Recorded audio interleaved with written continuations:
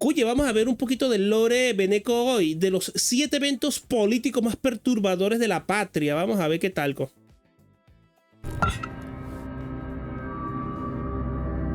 Coño, un poquito... Muy buenas a todos amigos y bienvenidos a un nuevo video Oye, yo creo que este es el papá de Delcy Rodríguez, de la presidenta encargada. de Ludus Políticos. Hoy hablaremos de los eventos políticos más oscuros y perturbadores de Venezuela que abarcan el siglo XX y el siglo XX. Miren al sucio de Chávez. Miren aquí el sucio de Chávez, aquí. Creo que esto... Mierda, pero mira cuánto carcamar hay aquí. Este era Rommel algo. Y aquí hay otro que yo me acuerdo de la cara. Exactamente. Si este video tiene éxito, estoy dispuesto a crear más partes, y si tienen eventos de esta índole, pueden proponerlos en comentarios. Ahora, sin nada más que agregar, comencemos. La muerte de Jorge Rodríguez padre. Caracas. Claro, sí, este es el papá de Jorge y Delcy. Julio de 1976. Venezuela proyectaba al Este pana también está hablando muy lento, déjame subirle. mundo la imagen de una democracia sólida, enriquecida por la bonanza petrolera. Era la época en la que el país se veía a sí mismo como una excepción en América Latina. Pero mientras... Exactamente, el papá de Jorge Rodríguez era terrorista, exactamente, Dandy. Como tú lo conocerás, Yadas, al papá de Meo. El papá de Meo también era un tremendo criminal. Al tipo lo acribillaron robando un banco. Pero lo tienen como, oh, es un preso político, un desaparecido. Y el tipo lo mataron robando un banco. Las cifras económicas brillaban, en las sombras operaba una realidad más oscura. Ese año, el secuestro del empresario estadounidense William Neyhouse puso al gobierno bajo una presión enorme. Era un caso internacional. La credibilidad secuestrado por guerrilleros, sí me acuerdo bien. El Estado estaba en juego, y cuando un gobierno se siente acorralado, a veces deja de buscar justicia y empieza a buscar culpables. El 23 de julio fue detenido Jorge Antonio Rodríguez, dirigente estudiantil y líder de la Liga Socialista. La policía política, la DICIP, sospechaba que conocía el paradero del empresario secuestrado. Lo que vino después fue tortura. Durante 2 días, Rodríguez fue sometido a violencia sistemática. La autopsia posterior reveló fracturas múltiples, quemaduras, descargas eléctricas y daños internos severos. El 25 de julio, con apenas... O sea que le cayeron a coñazo. Porque tú veas que nunca olvidaron, imagínate tú eso. Nunca dejaron de ser unos salvajes los tipos de la policía, La SN, luego la DICIP, luego la PTJ y ahora los bichos estos del helicoide.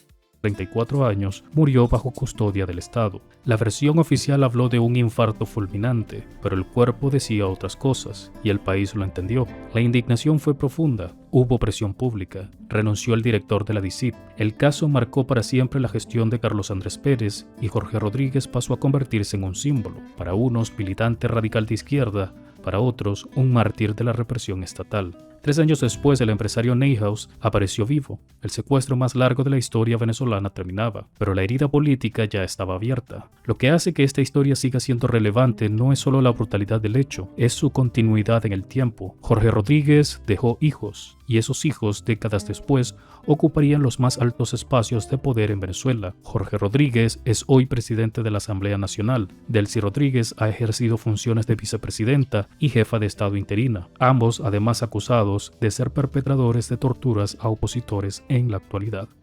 Pero la hipotenusa, no hay hipotenusa, Ambos han vinculado su trayectoria política con la memoria de su padre, no como un episodio cerrado, sino como una herida histórica que define su visión del poder y del país. Así, un crimen cometido en 1976 no queda en el pasado, se convirtió en parte del relato político contemporáneo, en símbolo, en justificación, en bandera.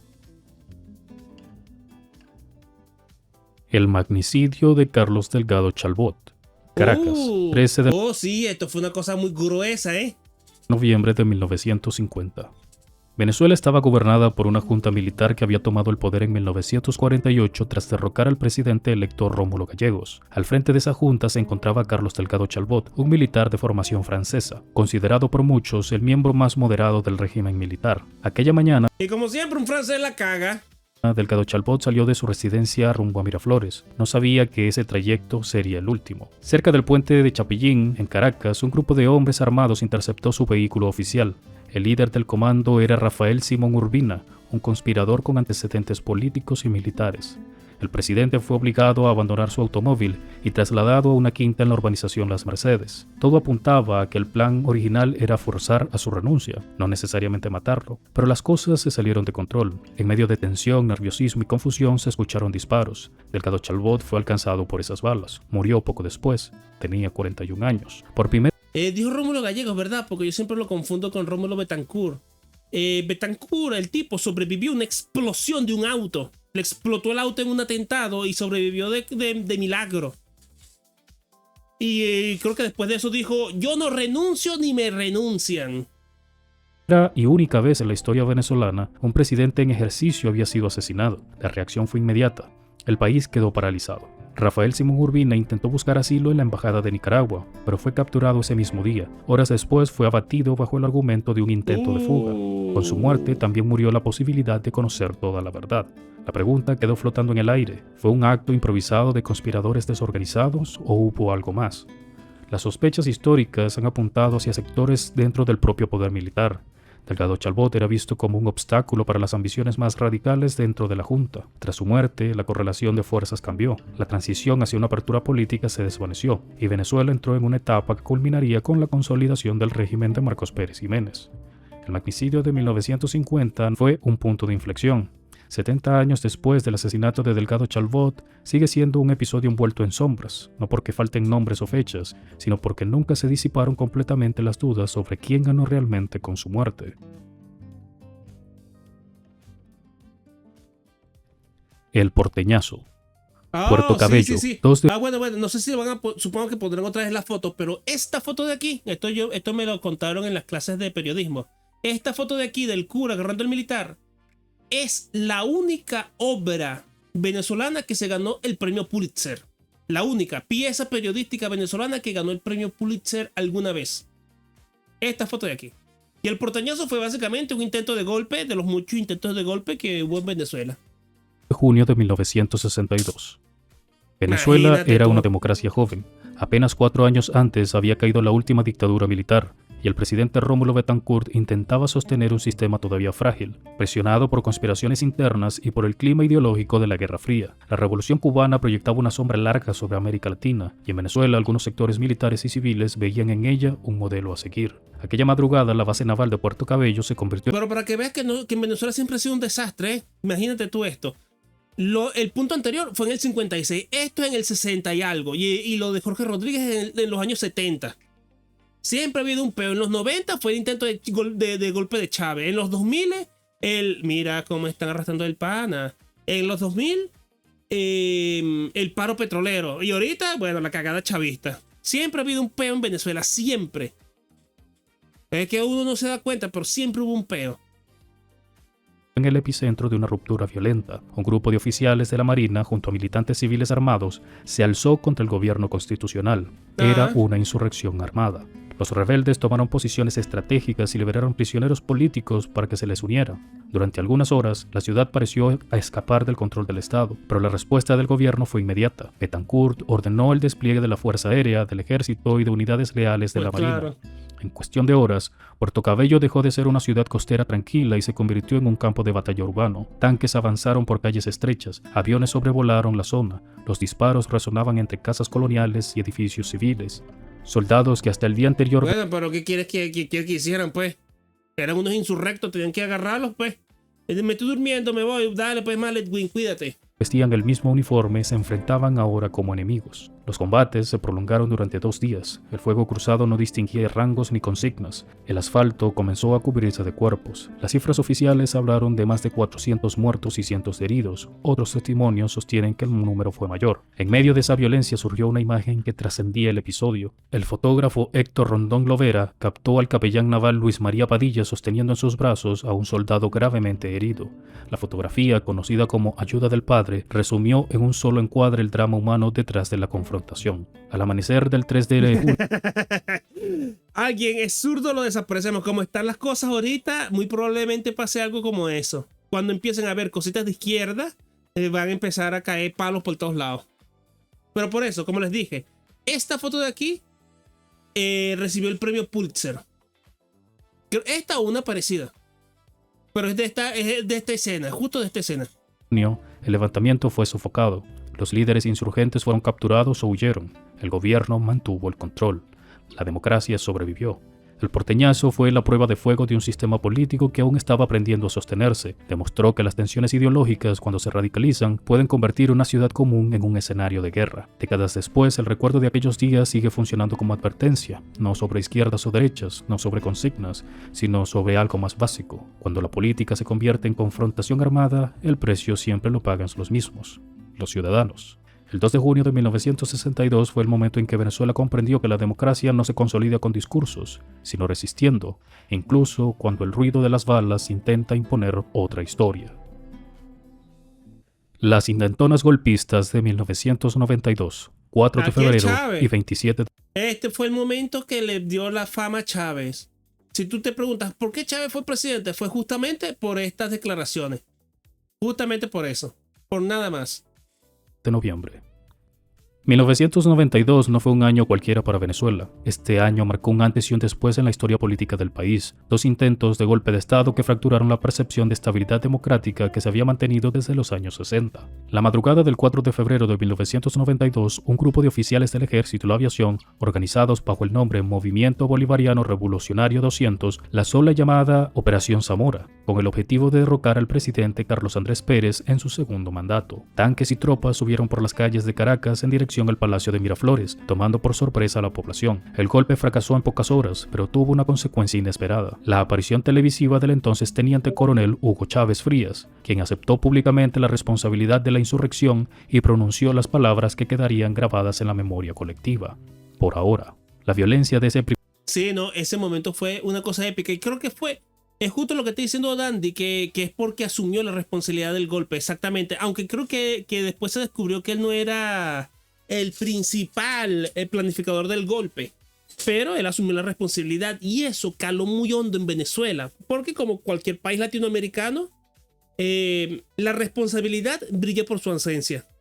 La gente no se hace responsable de sus actos, entonces que aparezca alguien en una situación crítica que diga, sí, esto fue mi culpa, yo me responsabilizo de mis actos, eso cambió mucho la percepción que tenía la gente de él. No lo vieron como el golpista, sino como alguien que quería hacer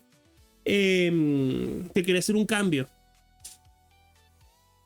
El primer intento no fue trivial. Las cifras oficiales hablan de alrededor de 32 muertos y decenas de heridos, aunque estimaciones oficiales, como sucede muchas veces en estos casos, sugieren que el número real pudo ser considerablemente mayor. Ese día no solo reveló el nivel de descontento dentro de sectores militares, sino que marcó el ingreso de Chávez al centro de la escena política venezolana. Su aparición en la televisión nacional, después de la rendición, lo transformó de un oficial desconocido en una figura simbólica de oposición al sistema político imperante. Apenas 9 meses después, el 27 de noviembre de 1992, se produjo un segundo intento de golpe de Estado. Esta vez el movimiento fue más amplio y diverso, integrado por oficiales de distintos rangos y apoyado por civiles, con el objetivo declarado de deponer nuevamente al gobierno de Pérez y liberar a Chávez. Entonces encarcelado, objetivo declarado de deponer nuevamente al gobierno de Pérez y liberar a Chávez. Entonces encarcelado tras el intento de febrero. Durante ese levantamiento, fuerzas rebeldes llegaron a tomar instalaciones estratégicas, entre ellas la sede de la emisora pública venezolana de televisión, y se enfrentaron con unidades leales al Estado.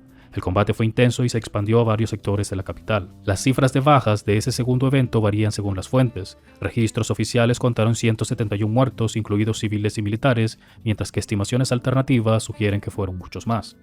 Aunque ambos golpes fracasaron en su objetivo de tomar el poder, su impacto político fue profundo. La violencia de 1900... Sí, no, eso fue la muestra que la democracia había caído en Venezuela. Mira eso. Mira cuánto cuesta el periódico en Venezuela en esa época, en el 92. 25 bolívares.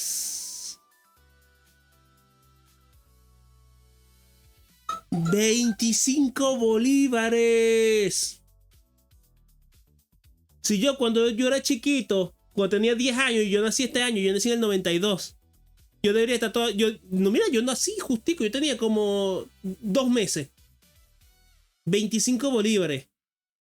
Y yo, para llevarme para la primaria, me daban 500 bolos, 1000, 25 bolívares el periódico. Mira con la inflación cómo nos destruye. 92 no solo puso al descubierto las tensiones internas dentro de las Fuerzas Armadas, sino que también dejó una herida emocional y cívica en la sociedad venezolana, debilitando la confianza en los partidos tradicionales que habían gobernado durante décadas. Más allá de las cifras y de los nombres, el significado histórico de esos eventos fue claro. La idea de que Venezuela era una democracia estable e invulnerable se desvaneció, y con ello se abrieron grietas que influirían de forma decisiva en la política del país durante los años siguientes. 1992 fue el inicio de una... Es que yo no lo entiendo de pana. Yo no entiendo qué habrá pasado en esa época para que le dieran una oportunidad para Chávez para ser presidente. No lo entiendo. Una transformación política que reconfiguraría por completo la historia reciente de Venezuela. Antes de continuar, si te está gustando el video, por favor dale like y compártelo porque eso me ayuda a crecer. Si quieres una segunda parte, tan solo escribe segunda parte en la sección de comentarios. Masacre de El Amparo. Apure, 29 de octubre de 1988. En la frontera con Colombia, la vida transcurría al ritmo Bueno, algo de los 80, pero es que todos los años pasan cosas turbias en Venezuela, qué cagada. del río. En el pequeño poblado de El Amparo, un grupo de hombres organizó una jornada de pesca en el sector conocido como Caño Coloradito. Era algo cotidiano. Eran 16 hombres. Pero ese día no regresaron todos. En la zona operaba el CEJAP, el Comando Específico José Antonio Páez, una unidad conformada por militares y policías creada para combatir incursiones guerrilleras en la frontera. La región estaba marcada por la tensión del conflicto colombiano, por la sospecha constante, por la paranoia institucional. Cuando los pescadores desembarcaron no hubo advertencias claras ni llamados a rendición, solamente hubo disparos. 14 hombres murieron en el acto, fueron abatidos por ráfagas de fusil.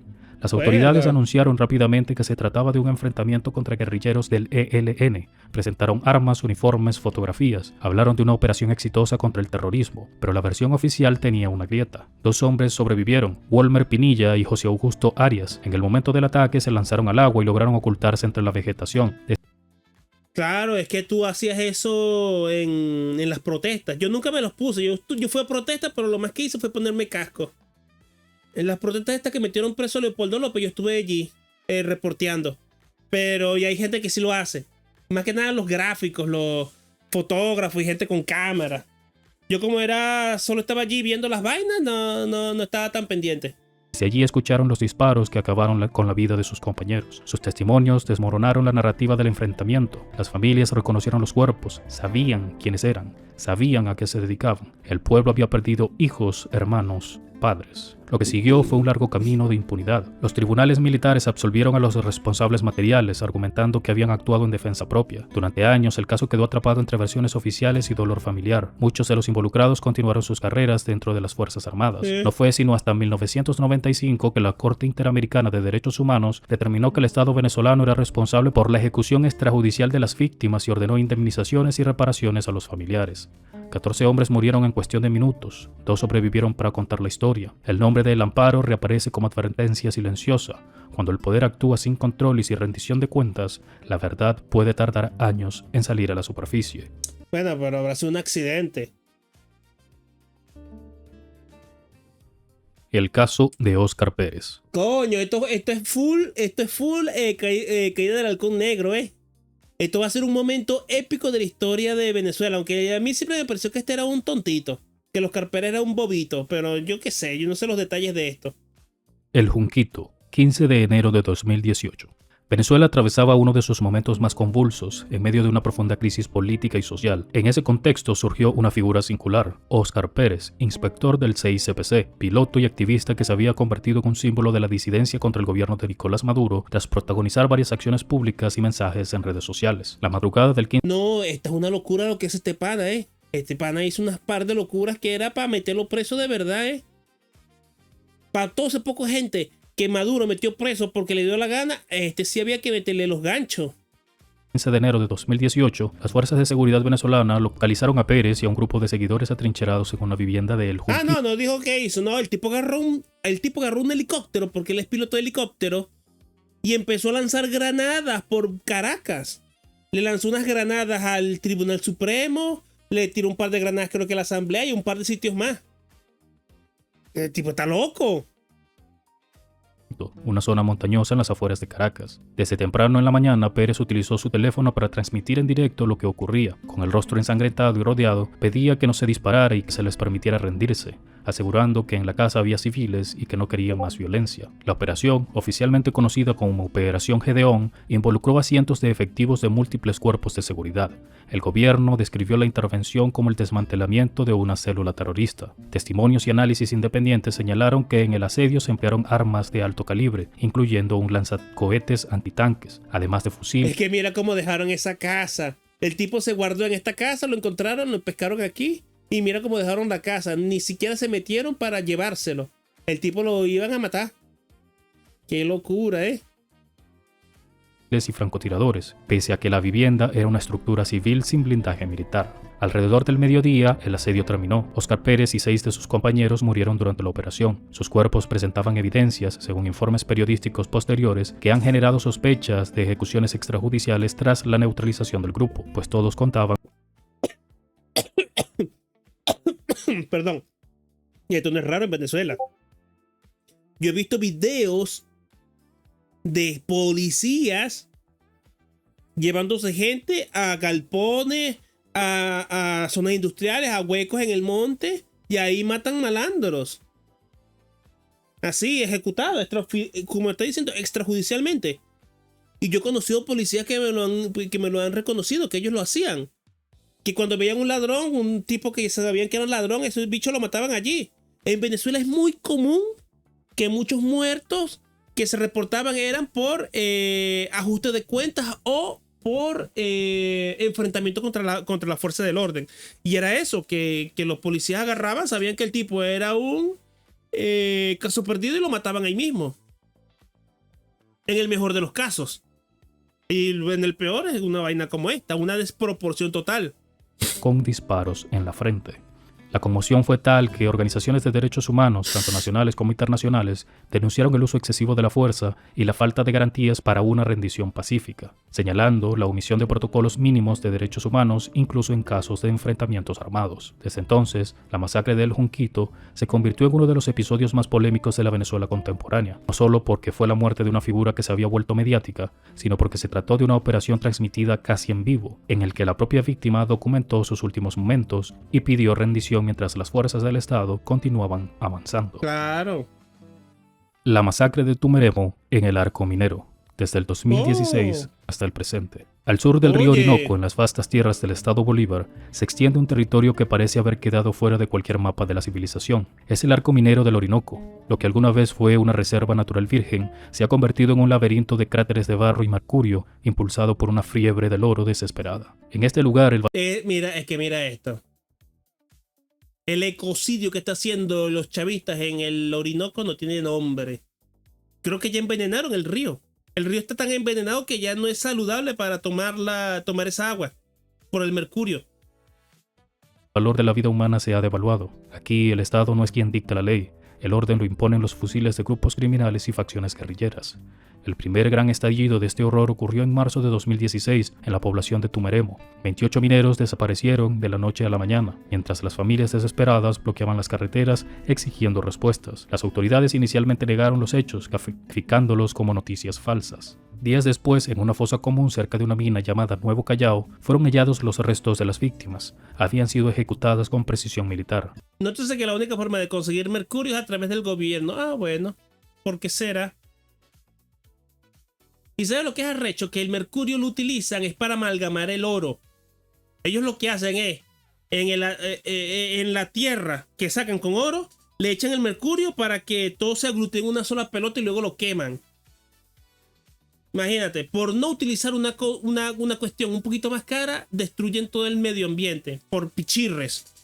Aquel hallazgo fue la primera prueba irrefutable de que en el sur de Venezuela se estaba gestando un sistema de exterminio para controlar las vetas de oro. Desde entonces, las masacres se han vuelto cíclicas y cada vez más atroces. Lo que hace que este caso sea verdaderamente perturbador no es solo la muerte, sino el método de control. En las minas se aplica la ley del hacha. Aquellos acusados de robar material o de colaborar con bandas rivales no siempre son asesinados. A menudo son mutilados. Cortar manos, dedos o lenguas frente a los demás mineros se ha convertido en un método pedagógico del terror para garantizar la obediencia. Es un régimen de esclavitud moderna donde miles de venezolanos, huyendo del hambre en la ciudad. Sí, ciertamente. Y también hay en los barrios, si tú robas en el barrio, los propios malandros te agarran, te ponen así, juntan las manos y te pegan un tiro que atraviese la mano. ¡ping! El tiro atraviesa las dos manos.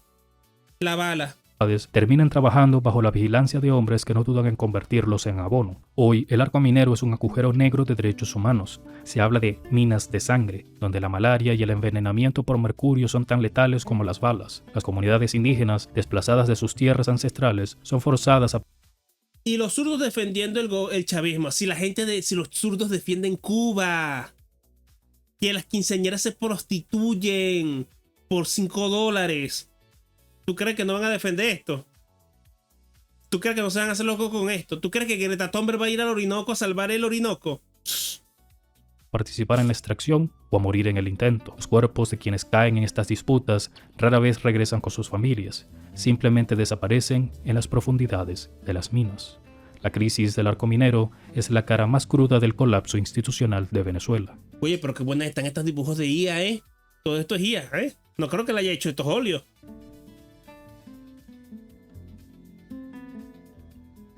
Y hasta aquí hemos llegado, mis amigos. Recuerden que si les gustó el video, denle like, comenten su opinión al respecto. Está bien bueno, el video estuvo bien interesante, ¿eh? Estuvo muy, muy interesante.